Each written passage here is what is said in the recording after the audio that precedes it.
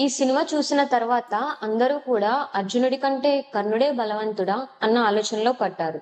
అయితే సినిమా వేరు, పురాణంలో ఉన్న కథనం వేరు. వ్యాసుడు రాసిన మహాభారతంలో చూస్తే మహాభారత యుద్ధంలో అశ్వత్థామకి, అర్జునునికి యుద్ధం జరిగేటప్పుడు అసలు కర్ణుడు అక్కడ లేనే లేడు. కర్ణుడు, అశ్వత్థామకు కూడా ఒకరంటే ఒకరికి పడదు. కురుక్షేత్ర సంగ్రామం ముగిసిన తర్వాత అశ్వత్థామ ఉప పాండవులను చంపాడన్న ఆగ్రహంతో కృష్ణుడు, వ్యాసుడు, పాండవులు తనని వెతుక్కుంటూ వెళ్తారు. ఆ సమయంలో అశ్వత్థామ బ్రహ్మ శిరోనామాస్త్రాన్ని ఉపయోగిస్తాడు. దాన్ని అడ్డుకునేందుకు అర్జునుడు కూడా అదే అస్త్రాన్ని ప్రయోగిస్తాడు. కానీ నారదుని సూచనలతో శ్రీకృష్ణుడు చెప్పాడన్న ఉద్దేశంతో అర్జునుడు అస్త్రాన్ని వెనక్కి తీసుకుంటాడు. కానీ అశ్వత్థామకి అస్త్రాన్ని ప్రయోగించడం మాత్రమే నేర్పించిన ద్రోణుడు ఉపసంహరణ చెప్పలేదు.